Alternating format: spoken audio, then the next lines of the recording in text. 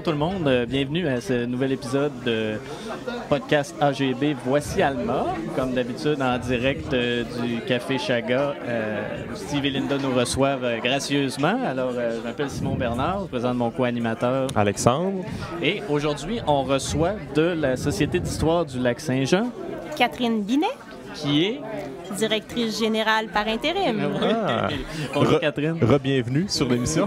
Oui, hein, on peut le dire, hein, tantôt on a eu un petit problème technique. Je n'avais pas pesé sur le piton, fait qu'on a été obligé de recommencer l'émission. Fait que c'est comme prise 2. Prise 2, déjà vu. On va avoir l'impression de se répéter, mais... C'est ça. On prend ça comme une pratique. Oui. Je te laisse démarrer, j'ai juste le son pendant. OK, cool. Ça enregistre bien? Oui.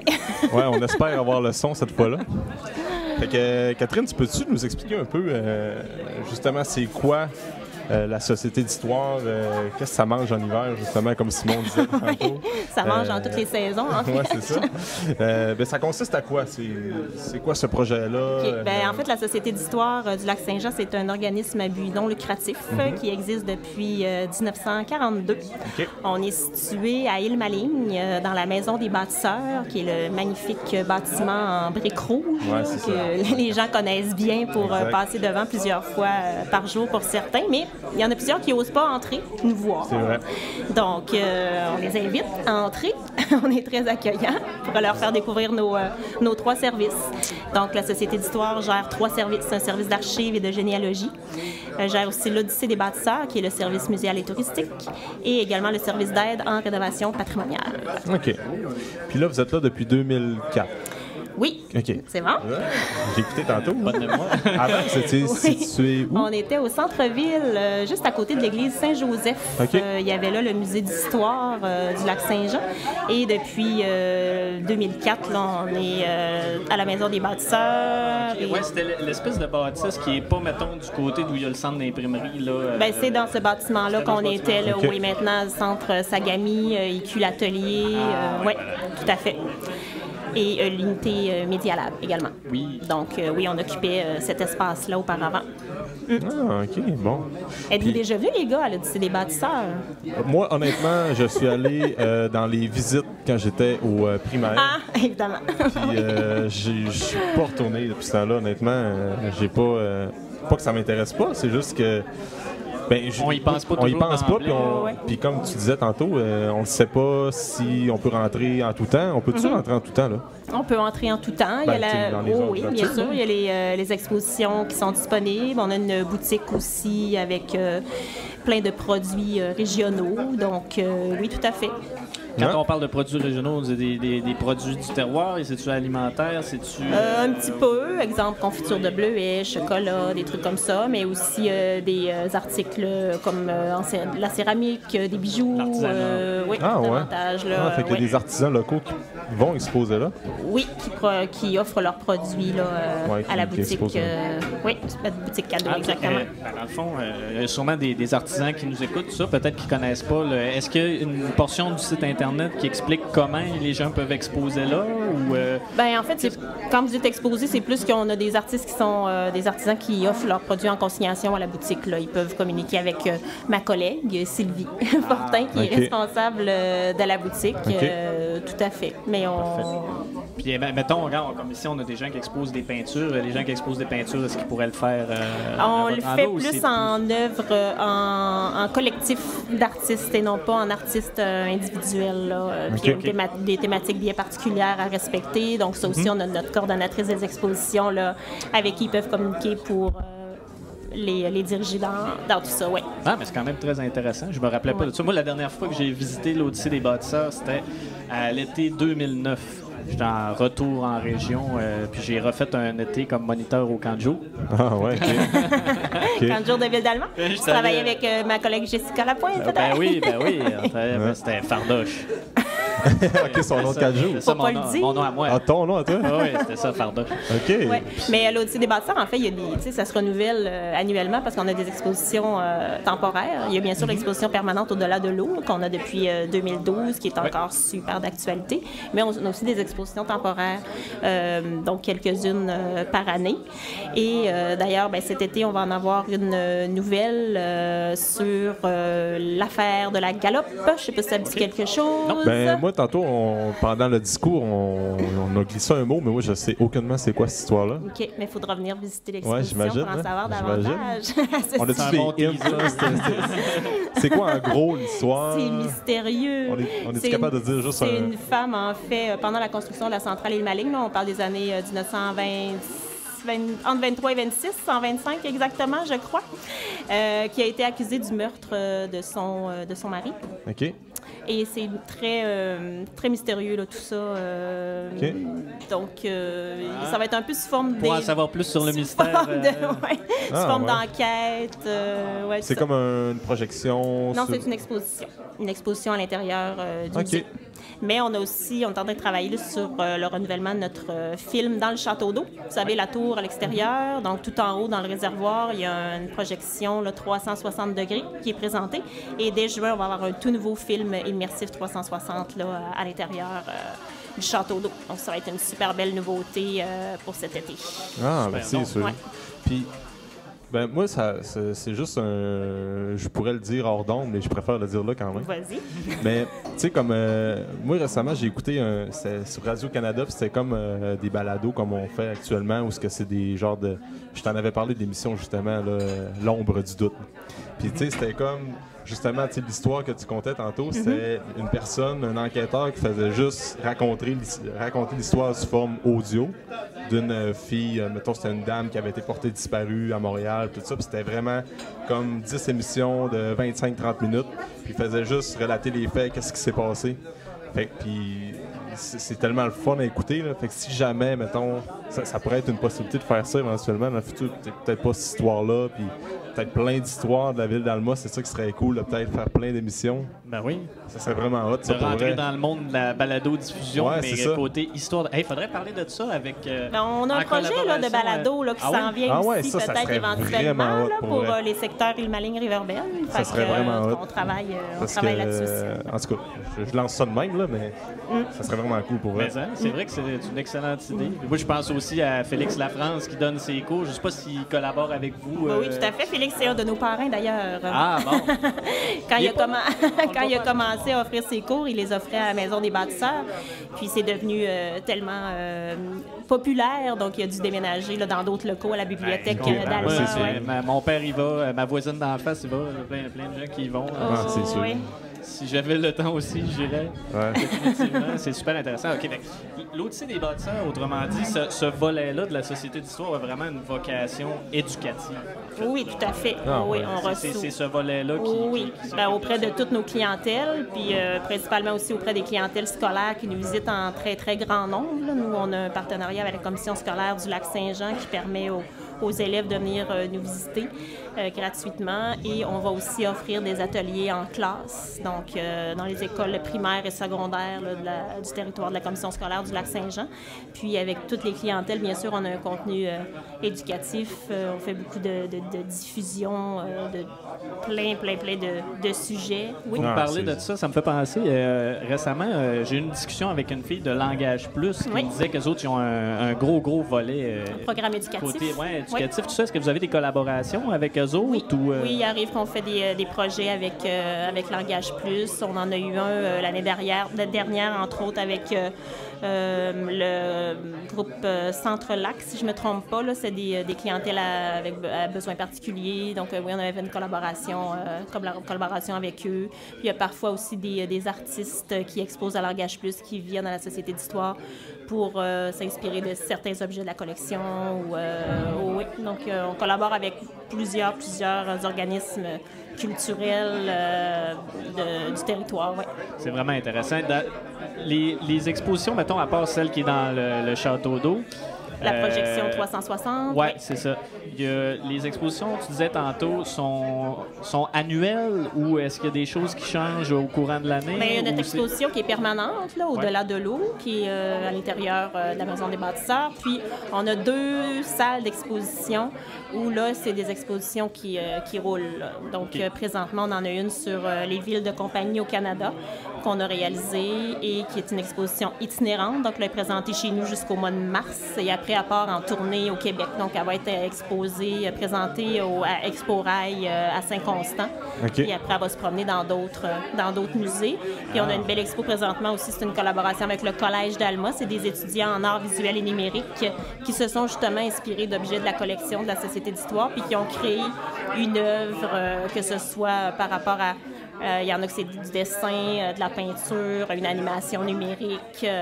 Donc, une exposition là, du collège qui est présentée présentement à l'Odyssée des bâtisseurs aussi. Fait que donc, il y a du mouvement pour inspirer les gens à repasser plus qu'une fois dans la même année. Là. Tout à fait. Puis, ma collègue en parlera tout à l'heure là, par rapport aux avantages des membres, de devenir membre, parce que ce soir, c'est le lancement de la campagne de recrutement de membres de la Société d'histoire. C'est pour ça qu'on est là. Donc, ma collègue viendra vous parler des avantages d'être membre de la Société d'histoire. Et d'ailleurs, la visite de l'Odyssée des bâtisseurs gratuite et limitée en fait partie. Là, donc. Ouais, ça, c'est vraiment le fun. C'est intéressant. C'est vraiment le fun. Puis là, votre objectif, c'est d'atteindre 1000 membres en 2020? Oui. Tout à fait. C'est un objectif qui est réaliste. On l'a déjà atteint. Donc, les membres qui sont déjà membres et dont on fait le renouvellement, ben, c'est plutôt des membres faciles à aller chercher. Ouais. Ce qui est plus difficile, c'est d'aller recruter des nouveaux membres qui nous connaissent un peu moins. Ouais. Donc, c'est pour ça qu'on a une équipe de 40 parrains, marraines qui font du recrutement dans leur réseau, qui parlent de nous, puis qui incitent les gens à devenir membres pour supporter la cause de la Société d'histoire du Lac-Saint-Jean et profiter de leurs différents avantages également. Oui, c'est ça. Puis là, tout à l'heure, on disait que la Société d'histoire, c'était une des plus grosses au Québec? Oui, bien avec son membership, en fait, là, comme on a près de 1000 membres, ça en fait une des plus grosses sociétés d'histoire au Québec, tout à fait. Pour une région comme la nôtre, ben, c'est significatif. Là, comme on est très ancré dans le milieu, les gens nous encouragent, participent à nos activités. On fait des activités parfois l'été, là, ça fait 2 ans qu'on fait des soirées contes et légendes sur notre parcours à l'extérieur. Puis on a 700-800 personnes, là, c'est énorme. Puis on a aussi notre temps des sucres qui s'en vient là, le 7 mars. Okay. Puis encore là, on a des centaines de personnes là, qui participent à nos activités. Là. Ouais. Ah, c'est beaucoup de familles. Avant de parler des autres volets, dans le fond, il y a un site web pour l'Odyssée des bâtisseurs. Pas pour la Société d'histoire du Lac-Saint-Jean. Oui, c'est vrai qu'on a beaucoup parlé de l'Odyssée des bâtisseurs, mais bien sûr, il y a les autres services. On va parler des autres services aussi. Est-ce qu'il y a... mettons, au niveau du site web, y a-t-il des choses, des ressources que les gens pourraient avoir envie d'aller voir là? Oui, bien, il y a des photos, plusieurs photos historiques là, qui ont été publiées sur le site web de la Société d'histoire du Lac-Saint-Jean au cours de la dernière année. Là, si vous allez sur le site et vous allez dans la section photos historiques, là, il y a une banque de photos documentées là, qui est super intéressante à aller voir. Notre service d'archives et de généalogie, plus de 1 million de photos qui sont, sont traitées. Donc, c'est énorme. Là. Il y a un gros travail qui se fait au niveau de notre service d'archives et de généalogie. Là, ouais. C'est quoi ce service-là, en fait? Ça va aider, c'est accessible à tout le monde? C'est pour les chercheurs, principalement, qui, effectivement, font des recherches sur différents sujets. On a plein de journaux qui sont disponibles. Les demandes de photos historiques, c'est très, très en demande aussi, là, autant pour des gens, des individus, que pour des entreprises qui soulignent un anniversaire, exemple, ou qui veulent avoir un historique d'un bâtiment, d'une entreprise. OK. Vraiment intéressant. Puis on a des gens aussi, on a un comité de généalogie composé de bénévoles. Il y a plein de données de recensement qui sont disponibles aussi sur une base de données Genèse qui est accessible sur le site web aussi de la Société d'histoire du Lac-Saint-Jean. Okay. Ça, c'est des passionnés là, de généalogie. Là. Comme moi, mettons, incroyable. Je pourrais aller à l'Odyssée des bâtisseurs. Puis à la Société d'histoire du Lac-Saint-Jean. Puis je pourrais avoir mon arbre généalogique? Oui, on pourrait t'aider dans tes recherches. Puis si tu tombes effectivement sur un de nos passionnés de généalogie, il pourrait te faire ça, j'imagine, très facilement. Non, mais on peut t'aider. Est-ce que les données sont accessibles à monsieur, madame, tout le monde? Si, mettons, ils ont des recherches qui sont pas des recherches officielles, on va dire, mais par exemple, je sais pas moi. Il y a certains répertoires, oui, qui sont disponibles, d'autres qui demandent un peu plus de recherche, mais oui, il y a possibilité là, de trouver les données. L'accès reste quand même public. Ouais. Ah, OK. Super. Puis pour ce qui est du troisième service, oui, le service d'aide en rénovation patrimoniale. oui, en tout quoi à ça fait. consiste? C'est un service, en fait, qui aide les propriétaires de maisons, bâtiments, soit résidentiels ou commerciaux, qui veut faire une transformation au bâtiment, peuvent venir consulter notre technicienne en architecture et qui fait une esquisse de ce quoi va avoir l'air le bâtiment une fois rénové, transformé. Si, exemple, on veut changer les fenêtres, on veut ajouter une galerie, on veut ajouter une annexe, donc changer... Puis ça, c'est pour les maisons qui sont déjà patrimoniales? Non, pas nécessairement. Là, Okay. Ça peut être 20 ans, des maisons de 20 ans ou plus. Là. Ah, OK. Mais ça dépend des. Tu sais, il y a des abonnements. Là, les villes, les municipalités s'abonnent aux services. Donc, il y a des critères particuliers là, à respecter. Mais pour tout type de bâtiment, là, il y a des possibilités de consulter nos services, que ce soit payant ou gratuit, là, tout dépendant des secteurs. Là. Puis avec le SARP, on travaille partout au Québec. Il y a des revitalisations là, de villes et villages qui se font aussi là, avec le service d'aide en rénovation patrimoniale. Je suis pas sûr de comprendre. Dans le fond, c'est le mot patrimonial moi, qui me mêle un peu. C'est-tu juste dans un souci de respect de l'urbanisme en général ou c'est, mettons, que on veut recréer une architecture qui est plus ancestrale? Non, ou en fait, c'est quand on veut faire une rénovation à un bâtiment, c'est de respecter le cachet d'origine de la maison et aussi l'environnement où il est situé. Okay, ouais. Exemple, pour ne pas mettre un matériau, n'importe quel matériau sur un bâtiment X ou... il y a différents quartiers qui sont vraiment patrimoniaux où là, les gens n'ont pas le choix de venir consulter notre service. Mais sinon, dans n'importe quel quartier, les gens qui ont un souci de respecter... Mettons, moi, je viens de m'acheter une maison qui date de 54 dans le quartier... Nos villes, mettons. Riverbend ou bien... Ouais. Ben, pas Riverbend, mais parce que ça, c'est clairement patrimonial, on va ma dire. ligne, Mais mettons à Noville ou dans le quartier Château-d'Eau. Comme moi, je suis à côté du Jean Coutu, là, boulevard Saint-Jude, là, dans ce coin-là. Là. OK. Fait que je pourrais avoir recours à vos services pour être sûr que je respecte... OK, je comprends ce que tu veux dire. Ça donne des idées aussi ou des changements de couleur, exemple, aux matériaux extérieurs. Ou, OK. Fait que c'est vraiment au niveau du milieu puis de l'époque, les deux en même temps, finalement. Pas besoin que ce soit une maison centenaire, là, non, ou non, pas reconnue du tout. remarquable. Pour non.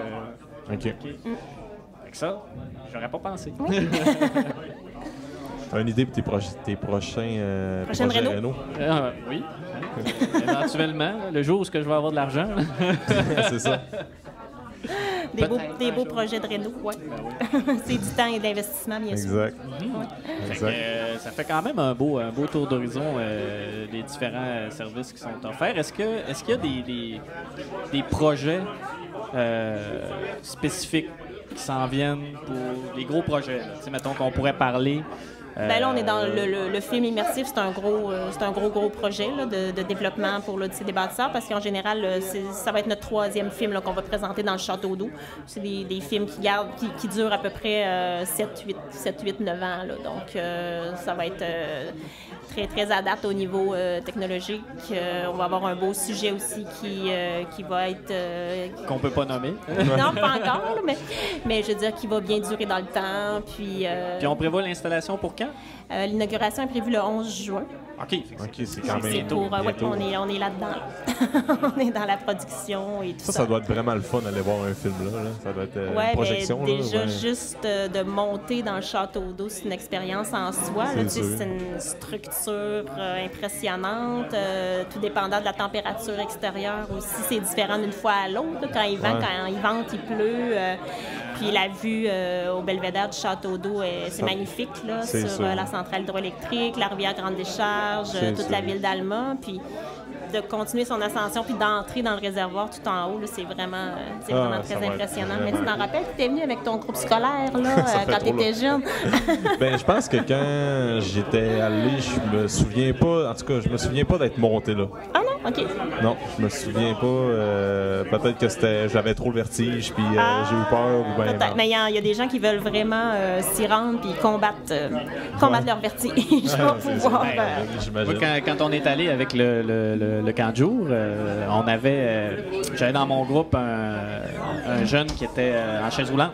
OK. Puis on s'était mis, moi puis son éducateur spécialisé, les deux, puis on l'a traîné sur notre dos, on l'a monté jusqu'en haut. Des escaliers. Lui, il pensait jamais de voir ça. C'est sûr. Pour lui, c'était une expérience inespérée. Là. C'est sûr. Oui, juste le trip de monter, là, ça, c'est un vue extraordinaire. Là. On le suggère à tout le monde. Oui, bien sûr. Puis moi, c'est certain qu'on va aller voir la nouvelle projection. Oui, puis il y a plein de gens, on le sait, là, qu'il y a plein de gens d'Alma qui sont pas venus nous voir encore. Ouais, c'est bien correct, là, je veux dire. Parfois, on va pas nécessairement visiter le musée qui est à côté de chez nous, mais on invite les gens à venir nous voir, à venir nous découvrir, puis en apprendre davantage sur leur propre histoire. Ben, c'est pas parce que c'est chez nous que c'est plate puis que ça vaut pas la peine. C'est pas plate pantoute. C'est ça. Profitons de ce qu'on a dans la cour. Ça arrive tellement souvent qu'on est dans la maison et on se dit, mettons, il fait pas très beau dehors, on n'a rien à faire, on se dit, crime, ça serait. On cherche des activités. Ben oui, puis quand on a de la visite, ça fait une belle sortie, là, beau temps, mauvais temps. Oui, tout à fait. Absolument. Passer une belle journée là. Oui, puis ça, le parcours extérieur, c'est ouvert de juin à septembre, mais sinon, toute l'année, les expositions à l'intérieur, c'est accessible. Là, le parcours extérieur, c'était en face oui. L'Odyssée des Bâtisseurs? Oui. OK. Oui, c'est là le château d'eau, les contes et légendes, oui, l'été, c'est au même parcours. Oui, c'est ça. OK. Bon. Fait que je pourrais vous jaser ça encore un bout, mais je vais laisser ma collègue nous parler des avantages de devenir membre de la Société d'histoire. Oui, on va parler de ça, ça va être cool. Surtout qu'on sait c'est quoi les 3 volets que la Société offre, puis un peu c'est quoi la mission. Ben là, on va embarquer plus dans comment devenir membre, les qu'est-ce que ça implique? Oui, c'est ça, qu'est-ce que ça implique aussi. Fait que, ben cool, merci beaucoup. Merci de ton intervention. C'était super intéressant. Oui. Puis, on va passer à la prochaine personne. On va passer à Sylvie. Oui. Oh oui. Alors, on a maintenant un deuxième invité avec nous pour poursuivre sur la campagne de recrutement des membres pour la Société d'histoire du Lac-Saint-Jean. On a avec nous Sylvie Fortin. Sylvie Fortin. Sylvie, ton rôle à l'intérieur de la Société d'histoire, c'est? Je suis responsable du service à la clientèle et de la boutique à la Maison des bâtisseurs pour la Société d'histoire du Lac-Saint-Jean et l'Odyssée des bâtisseurs. OK. Bon, super. Puis, vas-y. Je suis parti sur le lancer. Okay. Exceptionnel. Donc, on voulait discuter un peu de... Aujourd'hui, vous vous êtes réunis parce que c'est le lancement de la campagne de recrutement des membres de la Société d'histoire. On veut savoir, en gros, là, qu'est-ce que c'est être membre? Qu'est-ce que ça implique? Qu'est-ce qu'il faut faire? Qu'est-ce que ça nous rapporte? Qu'est-ce que ça vous rapporte à vous, les membres? Pourquoi vous allez chercher des membres, dans le fond? Bon, d'abord, il y a plusieurs statuts de membres. La campagne de financement, elle s'échelonne sur 6 semaines, mais toute l'année durant, on reçoit des membres, des nouveaux membres, et on a le statut, par exemple, d'étudiant. Les étudiants, c'est 15 $, pour une année. Okay. Je vais vous démontrer l'exemple d'un étudiant, par exemple. Okay. 15 $, il reçoit 4 bulletins par année. Okay. Quand on parle du bulletin, ça s'appelle le bâtisseur. Ce sont des articles écrits par des gens de la communauté, des bénévoles, des présidents. Il y a beaucoup de gens qui écrivent dedans sur l'histoire. C'est toujours très intéressant. Ce sont les photos d'archives qui viennent des archives. Et on peut suivre les activités toute l'année durant qui se passent à l'intérieur du bulletin. Mais c'est pas tout. Ça, on en reçoit 4 par année. OK. Par la suite, on peut visiter gratuitement l'Odyssée des bâtisseurs. Le même étudiant peut revenir autant de fois qu'il lui convient dans l'été. Dans l'été ou dans... Je commence par l'été parce que la version été, c'est la version haute saison. Ouais. En haute saison, on a accès au parcours et évidemment notre nouveau film immersif qui s'en vient dans la tour. Ouais. On a des sentiers d'un demi-kilomètre. Il y a des activités sur le parcours. Je ne pourrais pas toutes les nommer parce qu'il y a beaucoup de choses qui ont été mises en place pour parler d'histoire aussi. Et on sait qu'à l'intérieur de la Maison des bâtisseurs, l'été, on a des visites guidées, des animateurs qui font des belles prestations. On a beaucoup de guides, une belle grosse équipe de guides. On a la nouvelle exposition qui s'en vient l'année prochaine, sur la Galope qui s'en vient aussi, et j'en passe. Il y a plusieurs expositions à voir, plusieurs activités à faire, des activités de costumes aussi. On peut aller se costumer, revêtir des vêtements d'époque, prendre une photo de toute la famille et en même temps, vous pouvez voir des appareils photo. C'est un prétexte pour vous montrer des objets anciens, dans le fond, sur une échelle de 100 ans. C'est super ludique. Ben oui. Et là, je viens de vous parler en haute saison, l'étudiant. Oui. Donc, toujours, on parle de l'étudiant. Il se passe des choses à l'année longue, mais le moment le plus hot pour y aller, c'est l'été. Ben, en fait, c'est deux choses assez différentes. C'est pour vous dire que toute l'année durant, c'est dynamique. Il y a toujours quelque chose à faire à l'Odyssée des bâtisseurs. Il y a toujours l'hiver. Présentement, on a une belle exposition du Collège d'Alma qui ont pris des objets dans la collection, se sont inspirés et ils ont fait des œuvres d'art. Et l'exposition, c'est vraiment beau. Quand l'histoire se raconte, c'est vraiment une belle exposition. Et on a l'exposition temporaire présentement, les villes de compagnie au Canada, qui va déménager, qui va se promener. Mais en hiver, cette année, c'est ça, mais l'hiver prochain, ça va être autre chose. Il y a toujours des choses nouvelles. Par exemple, il y a le temps des sucres qui s'en vient le 7 mars aussi. Et comme je vous disais, l'étudiant peut avoir droit à ça pour 15 $. C'est vraiment pas cher. Toute l'année durant. Et imaginez, chaque fois qu'il vient, des choses différentes. Et là, je ne parle pas d'aller consulter aux archives, aller voir des photos, consulter le journal, les journaux locaux. On en a beaucoup. Ouais, parce que ça ne comprend pas juste l'Odyssée des bâtisseurs. C'est ça. Oui, c'est pour ça il y a d'autres choses qui peuvent. Il y a 10 % à la boutique et accès à la bibliothèque du SAR, le service d'aide à la rénovation patrimoniale. Et donc, ça, c'est pour le statut étudiant. Le statut individuel, ça peut être 25 $. Et on peut, le statut aîné aussi. Les 60 ans et plus, c'est 20 $. OK. Et il y a la famille. La famille, pour nous, c'est 45 $. Ça comprend 2 adultes et 2 enfants âgés de 17 ans et moins. Ah, bon. Donc, ça fait 4 personnes. Oui, bien, puis de ce qu'on écoutait dans la présentation tout à l'heure, ça peut être aussi un grand-parent qui s'abonne pour les petits-enfants. Absolument, oui. Pour 45 $, 2 grands-parents peuvent s'inscrire et ils n'ont pas besoin d'inscrire leurs petits-enfants. Ils peuvent amener 2 enfants différents. Donc, ils peuvent revenir. C'est très avantageux de revenir pour les grands-parents. Souvent, les grands-parents viennent avec leurs petits-enfants avec un pique-nique. Et ils vont pique-niquer sur le parcours, vont faire l'activité, ils vont revenir une autre fois. Comme c'est gratuit, ils peuvent revenir. Il fait une journée de pluie, ils vont venir à l'intérieur. Puis dans le fond, ils pourraient revenir, puis c'est comme les enfants ne sont pas abonnés, mettons qu'ils ont 12 petits-enfants, bien, ils pourraient venir 6 fois avec 2 petits-enfants différents. Absolument, oui. L'important, c'est de venir à l'accueil, se présenter avec leur carte de membre et on peut les intégrer au parcours, puis ils peuvent faire la visite comme ils l'entendent. Super. C'est vraiment intéressant. Oui, les journées de pluie, on remplit souvent avec les familles, avec les petits-enfants, tout ça.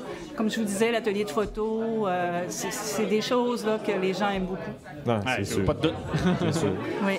C'est ce qu'on disait tout à l'heure, justement, on est souvent à se demander quoi faire les journées où est-ce qu'il fait pas beau. Puis des fois, on dirait que ça nous vient pas. Là, ben là, on a une belle opportunité sous les yeux. Oui, c'est ça. Absolument. Puis, quand on regarde ça d'un point de vue objectif, on disait pour un adulte, mettons, c'est 25 $, c'est 25 ça, par $. année?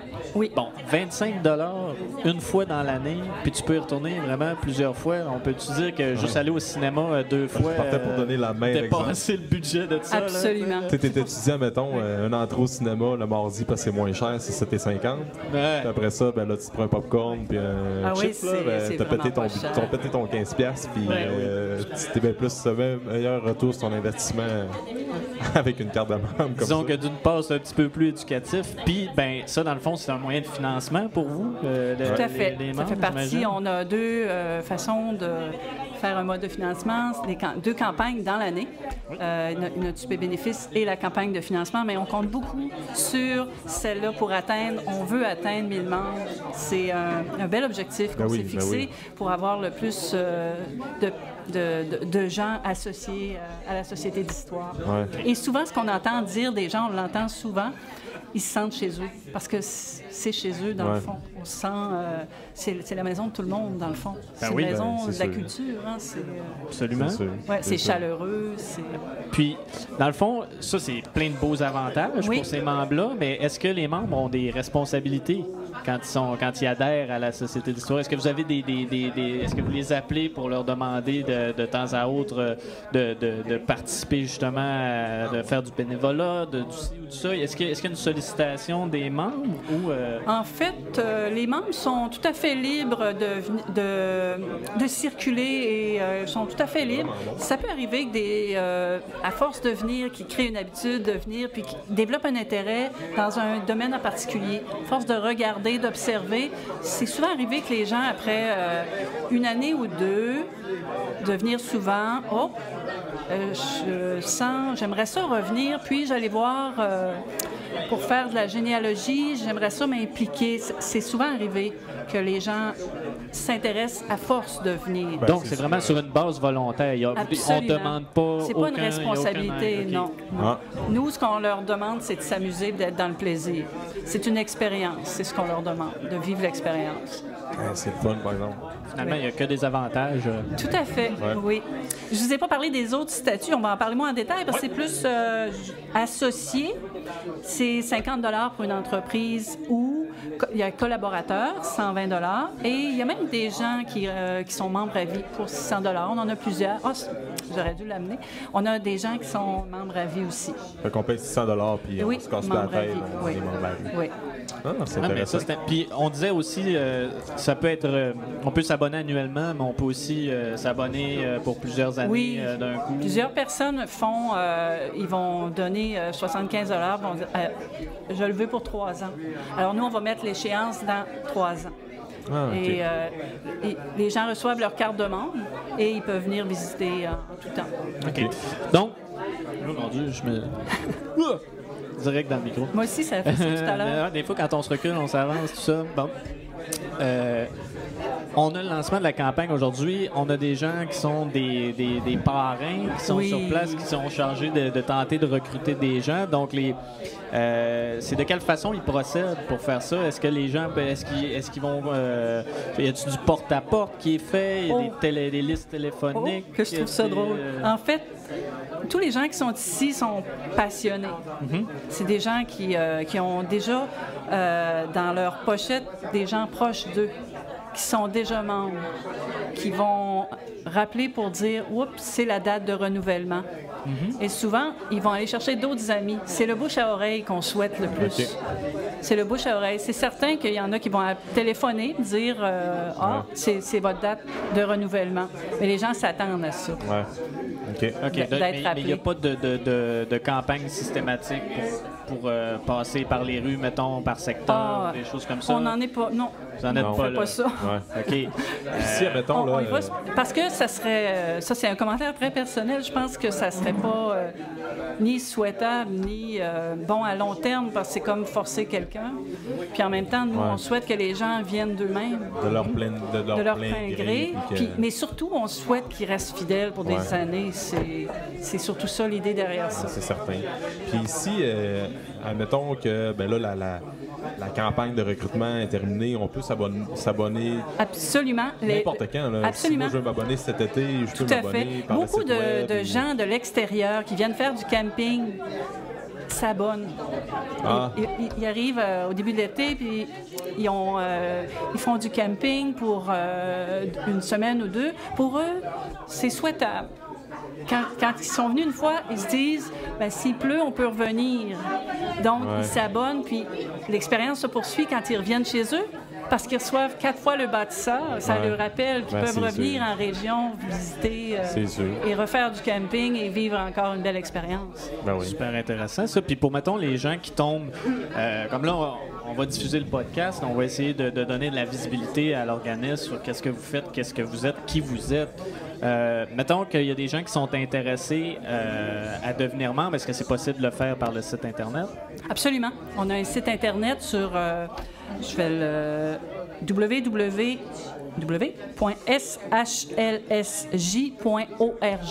On a bien compris que c'était www.société-histoire-lac-Saint-Jean.org. Oui, on va vous le mettre dans la description du vidéo. Comme ça, les gens vont cliquer directement dessus. On pourra même mettre l'extension qui va directement sur le formulaire d'abonnement. Il y a le formulaire, c'est tout à fait sécuritaire, c'est par PayPal, c'est parfait. Ils peuvent téléphoner à la Société d'histoire aussi. En téléphonant, ils peuvent, par carte de crédit, rentrer membre. On remplit un formulaire au téléphone et ils peuvent envoyer un chèque, ils peuvent passer nous voir, ça va nous faire plaisir aussi. Merveilleux. Bon, mais c'est super facile, en fait. Ça va adhérer. C'est aussi simple que ça. Bon, ben, crime. Internet, téléphone ou croiser quelqu'un qui... ou directement sur place. Sur place. Oui. Vous pouvez vous choisir un parrain aussi, ils sont tous très gentils. Ben oui, Souvent, quand on est amis, voisins, on choisit, on dit on aimerait ça mettre comme parrain M. Sabin Godreau ou un ancien président, M. Roger Lajoie. D'ailleurs, M. Lajoie serait très intéressé à venir jaser. Ah, ben oui, on l'attend. Merci beaucoup, Sylvie, pour avoir fait ce beau tour d'horizon sur la campagne de recrutement des membres. Ça m'a fait tellement plaisir. Puis nous, ça va nous faire... beaucoup. Oui. Puis on va attendre M. Lajoie qui va venir nous jaser tout ça. Merci à vous. Merci beaucoup. Je vous interromps. Là, on est de retour avec M. Roger Lajoie, qui est un ancien président de la Société d'histoire du Lac-Saint-Jean. Bonjour monsieur. Merci. Ça fait plaisir. Donc, en tant que comme d'histoire et ancien président, est-ce que vous pourriez nous parler peut-être d'accomplissements ou de projets qui se sont réalisés pendant le temps où vous étiez là? Oui, mais j'aimerais dire un mot du fondateur. Ah ben oui. Hein? Le fondateur, c'est Bernard Audette, qui, à l'âge de 15 ans, étudiait au séminaire de Chicoutimi avec quelques amis d'Alma et qui avait connu Monseigneur Victor Tremblay. Je ne sais pas si ça vous dit quelque chose. Victor Tremblay, c'est le fondateur en tout cas, on le considère comme le fondateur de la Société historique du Saguenay. Et Bernard Audette, un jeune de 15 ans, s'intéressait beaucoup à l'histoire.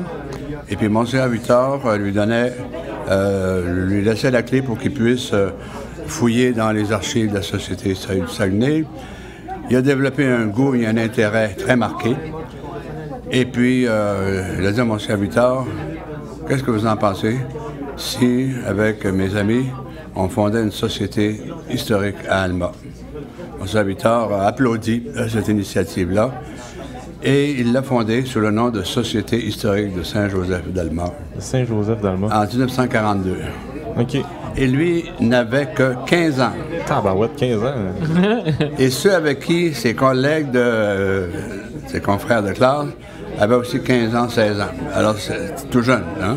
Ouais, ça. Et puis, il vit encore. Il a 93 ans cette année. Ah. On se parle régulièrement, on se téléphone, il demeure à Québec. Alors, il l'a fondé avec les moyens, bien sûr, de l'époque, là. Et puis, là, je vais sauter des étapes, ça sera trop long. Il a dû interrompre, évidemment, laisser un peu la présidence à cause de ses études. Et il y a eu quelques années d'inactivité à la Société historique de Saint-Joseph d'Alma. Et c'est en 1967 qu'un deuxième qui s'est présenté à la présidence, qui s'appelait le docteur J.A. Bergeron, donc c'est un médecin à l'époque, ici à Alma, qui, j'ai dit 62, c'est en 47 plutôt, qui l'a repris de la présidence et qui l'a quitté, forcément, parce qu'il est décédé en 1962. OK. Et de 1962 jusqu'en 1973, bon, il s'est passé un événement important à ce moment-là. Ça a été le 100e anniversaire de la ville d'Alma, en 1967. OK. Alors, il y a beaucoup de documentation, évidemment, qui ont été beaucoup de documents produits et qui avaient été conservés dans la voûte de la Banque de Montréal, qui était située où se trouve actuellement le Crapaud. Ah, oui. Un coin de la rue, oui. C'est une banque qu'il y avait là avant. Avant le Crapaud, c'était une banque. C'était une banque, oui. Il y avait certainement un plus gros local que celui qu'ils ont en ce moment. Sûrement, oui. Alors, en 1973, c'est le greffier de la ville d'Alma, Paul Tremblay, qui était aussi journaliste, qui était propriétaire du journal Le Lac-Saint-Jean, OK. qui a repris les rênes, qui a repris la Société historique de Saint-Joseph d'Alma, avec un projet pour récupérer les documents qui existaient à l'époque, les documents du 100e anniversaire, et qui a donc ressuscité la Société historique. Moi, je l'ai appelée la première résurrection, la première renaissance plutôt de la Société historique d'Alma. Et puis, on a fait connaissance au moment donné, on s'est rencontrés. Moi, j'étais conseiller pédagogique en sciences humaines à la commission scolaire Lac-Saint-Jean. Sciences humaines, ça regroupe histoire, géographie, économie. Donc, Paul était au courant de ça. Alors, il m'a approché, puis il me disait, bon, est-ce que ça peut servir, ça, une société historique, une société d'histoire, pour l'enseignement pour des élèves? J'ai dit oui, mais je ne sais pas encore comment. Il faut y penser. Bon, en tous les cas, c'est là que je l'ai connu. Puis il m'avait dit, j'aimerais ça rencontrer Monsieur Victor. Ben, je le connais personnellement, je l'ai rencontré quelques fois parce que j'avais suivi des cours. Alors on a rencontré Monsieur Victor, puis il a applaudi justement à cette reprise ou à cette renaissance de la Société historique d'Alma. Et puis voilà, la société a fonctionné, a repris ses activités. Et à un moment donné, bon, compte tenu de son âge et puis pour différentes raisons, il annonce qu'il laisse la présidence. Il avait réuni à peu près une douzaine de personnes de la ville d'Alma, donc moi-même, et puis pour annoncer justement qu'il démissionnait et qu'il souhaitait évidemment avoir un remplaçant ou une remplaçante. Et comme il avait pris soin d'informer les gens autour, là, que j'étais conseiller pédagogique en histoire à la société, à la commission scolaire Lac-Saint-Jean, puis je m'intéressais à l'histoire, bien, on m'a proposé. C'était au mois de janvier de cette année-là, 1982. Et puis, finalement, je fais une histoire courte, j'ai accepté, mais j'ai dit, je vais commencer par regarder c'est quoi les possibilités de notre Société historique de Saint-Joseph d'Alma. Et je produirai un rapport dans quelques mois. Ça, c'est au mois de janvier. J'ai dit au mois de mai-juin, je m'engage à vous produire un rapport. Évidemment, j'y ai pris goût, j'ai vu le potentiel qu'il y avait. Et puis, donc, j'ai accepté la présidence que j'ai tenue pendant une dizaine d'années. Mais pendant ces dizaines d'années-là, la première chose à faire, c'était la survie de la société historique. Puis c'est évidemment une question d'argent. Toujours. Ça prend des sous, hein? Ben oui. Mais là, Paul Tremblay, avec son ami greffier, là, parce que Paul n'était plus greffier, celui qui l'avait remplacé, Raymond Fortin, greffier à la ville d'Alma, qui étaient tous les deux associés, ils ont travaillé ensemble pour ressusciter, pour faire renaître la société historique d'Alma. Dans la population d'Alma, ben, il y a des gens qui ont marqué l'histoire de la ville depuis ses débuts, dans toutes sortes de domaines, que ce soit dans le sport, dans la culture, dans le socio-communautaire, etc. Puis on a de la documentation là-dessus, puis bon, il faudrait trouver le moyen, il faudrait trouver des sources de revenus. C'est là qu'on a pensé à mettre sur pied un membership pour la société annuel. Alors, c'est ce qu'on fait ce soir, mais ça a évolué beaucoup depuis ce temps-là.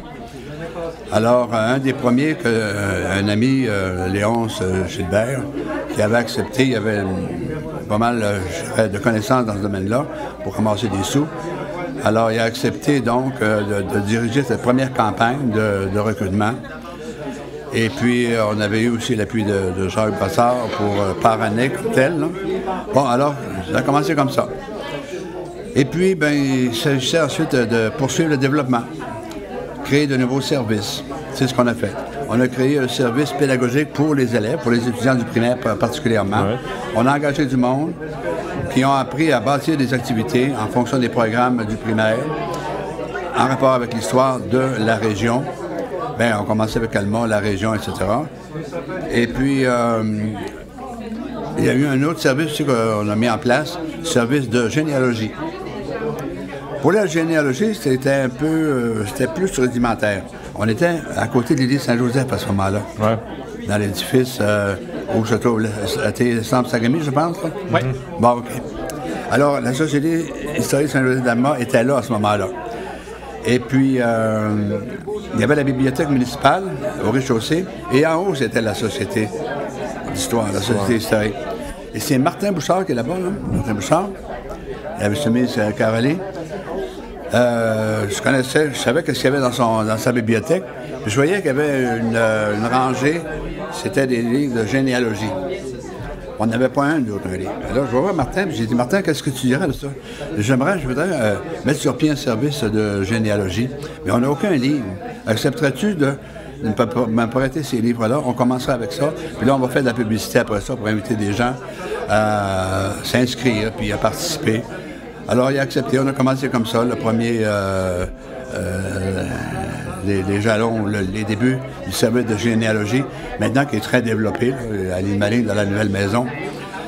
Et puis, c'est comme ça que la Société d'histoire, pendant ces 10 années-là où j'étais, il y avait des membres du conseil municipal qui avaient un esprit ouvert, l'esprit d'ouverture et tout ça. Est arrivé finalement le moment où l'hôtel de ville d'île Maligne été mis en vente. Mais il faudrait que je mentionne que moi, j'ai été 10 ans comme président, je l'ai dit. Mais en 1991, je me suis présenté comme conseiller municipal pour le quartier Île-Maligne, où se trouve la société actuellement. J'ai été élu. Bon, j'ai été 10 ans conseiller municipal. Et c'est Michel Brassard qui a pris la présidence. Alors moi, en étant au conseil municipal, et président du comité de la culture de la ville d'Alma, dont faisait partie la Société d'histoire. Et Michel, en tant que président, on a pu à deux, puis avec évidemment des fonctionnaires aussi, je pense par exemple à Daniel Larouche, qui, avec sa compétence, ses connaissances, a travaillé avec nous autres. Nous autres, on était sur le côté politique, faire accepter par la ville d'Alma, faire accepter l'achat de l'hôtel de ville d'Île-Maligne. Qui est actuellement l'Odyssée des bâtisseurs. Mais maintenant, qui appartient à la ville d'Alma. OK. Et ça, c'était autrefois l'hôtel de ville de la ville de compagnie Île-Maligne. Oui, parce qu'avant, Île-Maligne et Alma, c'était deux villes différentes. C'est ça. Alors, c'est devenu... on a réussi à obtenir... à convaincre le conseil municipal que c'était une bonne chose de l'acquérir pour y conserver les archives. Je ne sais pas si j'avais eu l'occasion de visiter, là, mais il y a le magasin d'archives qui est complètement en bas, au premier palier. Et puis, avec tous les services qui sont là, il y a 17 personnes quand même là, sur la liste de paye. Oui, quand même. Pour les différents services qui existent. Ouais. Alors, c'est la direction générale, c'est le service, le SAP, peut-être que quand d'autres en parlera, le service d'archéologie. On en a discuté un petit peu tout à l'heure, le service de la rénovation patrimoniale. Oui, c'est ça, exact. Donc, c'est devenu très, très actif. On est toujours autour de 1000 membres, c'est quand même intéressant. Et puis, ben voilà, là, le développement comme tel, puis là, avec le journal aussi, on l'appelle le journal, le bâtisseur, ça nous permet de rencontrer des gens qui ont marqué, dans les différents domaines, qui ont marqué l'histoire de la ville d'Alma. Puis on en a écrit des articles. Puis ça nous permet de documenter aussi avec des photos, puis autres documents. Et c'est conservé au centre d'archives de la Société d'histoire. Alors, c'est comme ça que, dans les grandes lignes, que la Société d'histoire s'est développée. Là, c'est sûr que c'est une équipe formidable, que là, c'est des gens compétents. Mais il y a l'exposition qui est à l'intérieur de la bâtisse, mais il y a l'exposition aussi dans le réservoir d'eau. Oui. Ouais. Alors, il y en a un autre dans le réservoir d'eau qui devrait être prêt là, au cours de l'année 2020. Là. C'est ça. Mais ça prend du monde, s'occuper de ça, là. Hein? Ben oui. C'est à plein temps. Le journal, c'est une équipe qui travaille là-dessus. Moi, j'en fais partie. Mais il y a la personne qui est permanente, qui, elle, est vraiment la première responsable là, du journal. Il y a le service aux archives. Il y a 2 archivistes professionnels aux archives. Puis, il y a toutes sortes de demandes. Il y en a qui font des demandes par écrit, par téléphone, par fax, par... Tu sais, ça vient d'un peu partout. Alors, c'est un service qui est très apprécié. Plus le service, j'ai dit le service d'archives, le service de généalogie, le service éducatif, bien sûr, pour les écoles. Alors, c'est très vivant. C'est très, très vivant. Quand tu arrives ici, tu te dis, hey, la bâtisse qui est là, c'est une bâtisse, c'était l'hôtel de ville, d'une ville de compagnie des années 30. Et puis, c'est devenu, toute la bâtisse, c'est devenu la maison de la Société d'histoire du Lac-Saint-Jean. Oui, la bâtisse au complet, là, c'est une grosse. Oui, c'est la bâtisse au complet. En plus, mais quand on sait que ce n'est pas facile de monter puis de faire vivre une société d'histoire, là, puis à travers le Québec, il y en a quand même plusieurs, là. Mais ils n'ont pas tous la chance, c'est ce qu'on a. J'ai su que la chance, on l'a bâti aussi, mais c'est pas, on trouve pas ça partout, là. Quand ils viennent ici, ils sont vraiment... J'aimerais ça avoir ça, là. C'est représentatif de la grosseur, justement, puis de l'importance de celle-là d'Alma, parce que, tu sais, on en parlait tout à l'heure, c'est une des plus importantes au Québec. Oui. La deuxième, je pense. Dans les premières, en tout cas, pour ce qui est du nombre de membership. Du nombre de membres. Puis, le fait d'avoir fait toute cette belle évolution-là, puis d'avoir réussi à, justement, occuper un bâtiment complètement, diversifier les services, aller chercher du financement. Créer des emplois. Créer 17 emplois. 17 emplois, on est quand même parti de 0 à 17. Oui, c'est ça. C'est impressionnant. Très impressionnant. Puis, dans un créneau vraiment spécifique qui est l'histoire, là, c'est quand même... Quand je veux parler de Daniel, là, c'est Daniel Larouche, là. Okay. Qui a joué un rôle très important comme directrice à une certaine époque. Oui, c'est quand même beaucoup de monde impliqué, puis quand on arrivait, on s'entendait, on coordonnait nos actions, puis on avait des objectifs bien précis, puis on les poursuivait, puis ça allait. Et moi, j'insiste beaucoup sur le fait aussi, le programme pour les jeunes. Il y a beaucoup de jeunes qui viennent ici, là. Tu sais, pour des enfants, là, tu sais, quand on va à l'extérieur, il y en a plusieurs qu'on a l'habitude, on va aller voir des musées, on va aller voir ci, on va aller voir ça. Mais on a quelque chose aussi à montrer. Ben oui, c'est ça. Alors, les enfants de première année, là, tu sais, je veux dire du primaire, là, quand ils viennent ici, c'est pas seulement les enfants de la Commission sociale Lac-Saint-Jean, c'est les enfants de tout le Saguenay-Lac-Saint-Jean, là. Au complet, c'est ça. Au complet, là. C'est impressionnant. Ils viennent à chaque année. Tu sais, moi-même, on en parlait tantôt. J'ai visité la dernière fois que je suis allé, ça fait très longtemps. Oui. C'était quand j'étais à l'époque primaire, puis je m'en rappelle encore aujourd'hui, puis c'est quoi, 15 ans plus tard, 15-20 ans plus tard. Ah oui, à quelle école allais-tu à ce moment-là? À Saint-Joseph. Ah, Saint-Joseph, OK. À Saint-Joseph. Ah oui. Mais tu sais, c'est pour vous démontrer à quel point c'est le fun pour les enfants. Ouais. Ah oui, je me rappelle de ça, comme moi, je me rappelle depuis plusieurs années. Oui. Ça grandit avec ça. Oui, puis ça veut dire que, donc, ça prend une équipe aussi, là. Il faut qu'il renouvelle aussi régulièrement. Ben oui, il faut qu'il actualise le il faut que ça soit vivant. C'est ça, si on veut que les mêmes écoles puissent revenir année après année. Puis là, on a développé aussi un côté touristique, ça c'est important, là, avec la tour en avant, le chemin ou le parcours des bâtisseurs qu'on appelle. Là. Ben oui. Bon, ben ça aussi, là. Présentation multimédia de haut niveau. Alors, c'est ça. Alors, il y a des passionnés de l'histoire, puis il y en a plus qu'on pense, des passionnés de l'histoire. Il n'y a pas qu'on en parle à des gens, là. Je sais pas, il y a quelque chose qui est attirant dans l'histoire, dans notre passé, tu sais. Ah oui, on a connu ça s'est passé comme ça, puis bon. Ben, je vais prendre eux autres, là, Steve et sa femme, là. Je vois qu'ils sont intéressés beaucoup par l'histoire, tu sais. Mais on apprend à connaître les gens parce qu'on les connaît tranquillement, tu sais. On rencontre des gens, puis on voit que ça les intéresse, là. Ah oui. Les entrevues qu'on a fait, on a fait des entrevues avec des personnes. Ça veut dire quelque chose, le Island House. L'hôtel qui était à l'entrée de la Grande Décharge. Non. OK. Island House. Ils écrivent ça en anglais. I-S-L-A-N-D. Island House. C'est un petit hôtel. La Maison de l'Île. La Maison de l'Île. Et c'était comme le pendant de l'hôtel Roberval au 19e siècle. Les gens venaient du monde entier à Roberval par train. Et puis, ils venaient pour pêcher la Wananiche au lac Saint-Jean. Oui, on va parler plus tôt. C'est un dossier, pour pas que vous ayez besoin. Oui, OK. Ça va bien capter. Donc, au 19e siècle, il a nommé Horace Johnson Beamer, qui était un constructeur de chemin de fer, qui a vu le potentiel ici du Saguenay-Lac-Saint-Jean, particulièrement du lac Saint-Jean, et qui avait construit le chemin de fer de Québec, Rivière-à-Pierre, jusqu'à Roberval. Il a fait des affiches qu'on peut voir à la Société d'Histoire aujourd'hui. Il a fait des affiches pour afficher un peu partout dans le monde, pour inviter les gens à venir.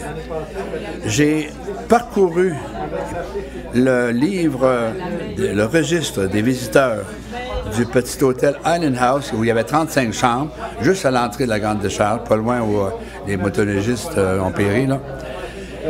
Et j'ai vu, ça venait de Moscou, Tokyo, de plusieurs pays d'Europe, de capitales européennes. Évidemment, du Canada, d'un bout à l'autre du Canada, des États-Unis. J'ai compté 35 États américains qui étaient dans le cahier. Des gens qui venaient pêcher la Wananiche. Ah ouais. Puis c'est une belle affiche qu'on a. Ça, des aristocrates, des têtes couronnées d'Europe. Oui, des têtes couronnées d'Europe, des gens de prestige, là, des gens connus à l'époque. Là. Ah ouais, puis ils venaient en train pêcher. Oui, pêcher. Puis il y avait un bateau pour les transporter, le Mistassini. À Aube. Ah ouais, mais parce que le lac Saint-Jean, il reste que c'était pas toujours le haut niveau, là. Donc, le tirant d'eau était pas gros, là. Alors, le bateau à Aube, là, ça faisait bien pour se promener sur le lac Saint-Jean, tu sais. Alors ça, c'est un des bateaux, parce qu'il y en a eu d'autres aussi, là. Mais c'est pour dire que l'ampleur que ça avait à travers le monde, le tourisme que les gens qui ont été attirés par la région pour la pêche. Puis il y a un monsieur, Eugene McCarthy, qui a écrit un livre, un beau petit livre, là, A Tale of Lake St. John. Et là, il parle du resort, Sportsman Resort, au lac Saint-Jean. Il vante justement le potentiel et le développement possible aussi de la région. Il a écrit ça, lui... ça, c'est disponible aux archives? Oui, aux archives, oui, quelque part. Intéressant. Demandez ça à Olivier. Olivier devrait vous montrer ça. Mais c'est intéressant à lire. C'est écrit en anglais, là. Mais c'est pour dire que c'était connu à ce moment-là, hein. Puis, c'est un peu ce qu'on a, même dans les dernières années, là, au 20e siècle, là, les gars. Les Américains venaient à la pêche ici, là. Dans le parc de Laurentides, là, mais ils sont à peu près tous partis. Mais il y avait des camps américains tout proche d'Héberville, dans le parc de Laurentides. Pointe aux Américains. La pointe aux Américains. Ouais, c'est quoi? J'ai manqué un bout, là, la pointe. OK. J'ai dit que les Américains connaissaient le potentiel, le potentiel touristique, le potentiel de la pêche au lac Saint-Jean et au Saguenay. Alors, il y en a qui ont acheté des terrains puis ils se sont installés. C'est la pointe de... Bon, Alma, l'île, la pointe des Américains. Ouais. OK. Parce que l'île d'Alma, là, l'île d'Alma, en le fond, ça, c'est une autre affaire, mais l'île d'Alma, c'est à peu près 15-16 km de long. À partir de où ça commence, au lac Saint-Jean, après ça, c'est la petite décharge, la grande décharge se rencontre à la pointe des Américains. Okay. Puis juste à la pointe, il y a un chalet d'été, un camp d'été, on va dire un camp d'été, construit par des Américains. Et à chaque printemps, le responsable, là, puis le guide, Henri, je m'excuse, j'ai oublié son nom de famille. Bon, en tout cas, le responsable communiquait par, à ce moment-là, c'était pas le fax, là, mais c'était par télégraphe, avec les gens de New York pour dire, je suis prêt à vous recevoir, le camp est prêt, je peux vous emmener pour pêcher. Alors, il venait passer l'été ici pour pêcher la Wananiche. Ah ouais. C'est avec le Island House. Ça s'appelle la pointe des Américains. La pointe des Américains. Le cuisinière, le concierge, il était bien reçu. Ouais. En permanence, qui recevait les Américains. Tout inclus. Oui, ben oui. C'est mieux que dans le sud. Ouais. Oui. Alors, ça fait partie. Puis même, le petit hôtel, moi, j'ai eu la chance de rencontrer de son vivant une madame. Est-ce que vous connaissez... je sais pas, peu importe. Cette madame-là, Huguette... La mère Simard. Simard, bon. Régent Simard. Régent Simard, je ne sais pas si ça me dit quelque chose. Lui, il est impliqué ici à Alma, peut-être que vous n'avez pas la chance de le connaître. Mais en tous les cas, j'ai fait une entrevue avec elle, Michel puis moi, on a fait une entrevue avec elle. Et elle a travaillé à cet hôtel qu'il y avait à l'entrée de la Grande Décharge. Il n'existait plus, cet hôtel-là. Il y avait un hôtel, l'île Beamer. Est-ce que ça vous dit quelque chose? Oui. OK. Le Island House, c'est ça. Alors, cette madame-là a travaillé là, à jouer du piano. On a joué du piano sur cette île-là. Puis une des dernières, je dirais, assemblées, ça a été les artisans, là, la compagnie d'assurance, les artisans qui avaient fait un de leurs congrès sur le Island House. Là. Alors, cette madame-là, elle a travaillé là. Puis moi, j'ai demandé, vous rappelez-vous, j'essaie d'avoir plus d'informations, comment c'était divisé. Alors, comme elle dit comment c'était divisé, pour moi, j'ai écrit ça sur un papier, là, tu sais, pour savoir, elle se rappelait comment est-ce que c'était divisé. Il y avait 35 chambres. 35 chambres. Quand même. Hein, quand même, hein. Puis il partait de Robertval, il partait sur le bateau. Et à Aube, là, puis il était déposé, là, sur l'île Island House. Eux autres, ils passaient une belle Qui est aujourd'hui l'île Beamer, dans le fond. Oui, sur l'île Beamer. C'est pour ça qu'on l'appelle l'île Beamer, parce que c'est lui qui était à l'origine de ça, c'est Horace Jansen Beamer. Qui était... À l'époque, le lac n'était pas noyé. Là. Non, le lac n'était pas noyé. Pas noyé, au moins, il a perdu quoi? Il a augmenté du tiers de sa surface avec le noyade. Oui, là, je pourrais pas dire, mais ça a augmenté, bien sûr, parce que il gonflait. Genre, tu sais, rendu à l'automne, il était assez haut, mais au printemps, l'eau c'était bas. Hein. Mais moi, je peux vous dire une chose. Je suis allé juste à l'entrée, des digues sont encore là. Des digues en bois. Ah ouais? J'ai pris des photos de ça. Quand le lac est bon. Le lac est bon. Sur l'île... Pas sur l'île, à l'entrée de la grande décharge. OK. C'est pas où était le baume, ça? Bien, il y avait un baume, il y avait des baumes aussi.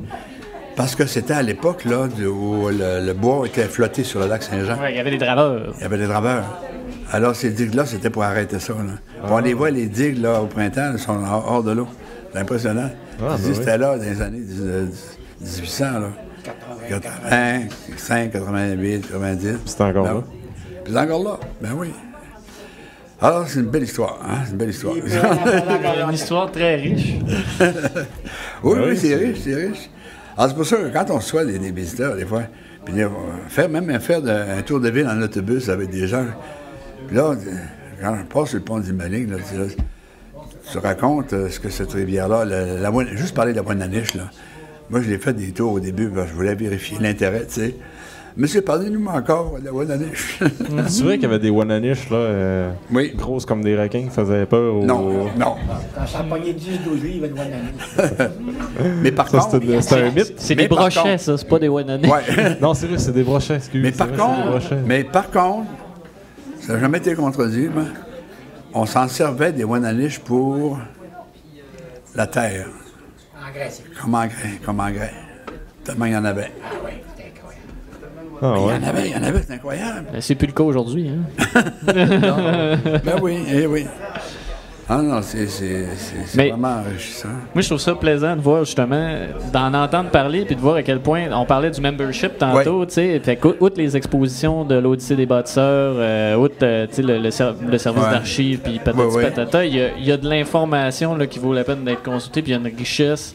Quand on ne sait pas quoi faire, on l'a dit, on leur dit encore, des fois ils pensent pas, là, ben là, il y a toute une belle histoire qu'on pourrait aller s'auto-raconter en consultant ça.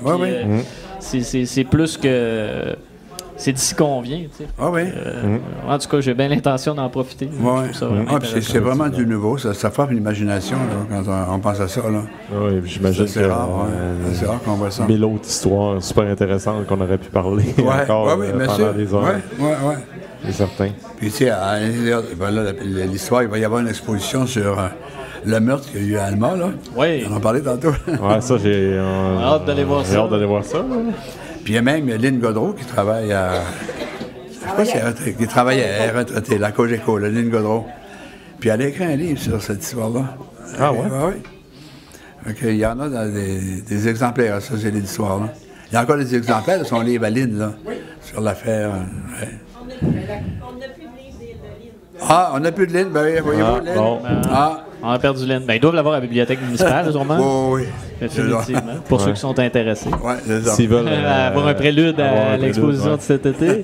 C'est ça. Mais, Monsieur Lajoie, oui. merci infiniment. Ça C'est me fait vraiment plaisir. tout un beau tour d'horizon que vous nous avez fait là sur l'évolution. Hein, Ça me fait plaisir. Merci. Alors, comme animateur, vous êtes très bon. Continuez, ne lâchez pas. Vous faites déjà partie de l'histoire d'Alma. On va parler de vous autres. Ça ne sera pas long. Merci beaucoup. On l'espère. Merci beaucoup. Nous, on va continuer de parler de vous aussi. Alors, c'est ça qui va conclure notre épisode. Nos 3 épisodes? Ben, notre épisode triple ou multi-invité pour la Société d'histoire du Lac-Saint-Jean. Alors, c'était Simon Bernard. Alexandre. Et merci à M. Roger Lajoie, Catherine... Comment? Binet? Catherine Binet. Binet, c'est ça? Oui, Catherine Binet et Sylvie Fortin. C'est pas parce que j'écoutais pas, j'ai de la misère avec les noms, je m'excuse. Merci beaucoup, merci. À la prochaine. Merci, bye-bye. Merci d'avoir passé un moment avec nous. Pour tout commentaire, suggestion de sujet ou invité, communiquez avec nous en commentaire ou par message privé. N'oubliez pas d'aimer, de partager et de recommander le podcast, c'est grandement apprécié. On se rejoint dans un prochain épisode.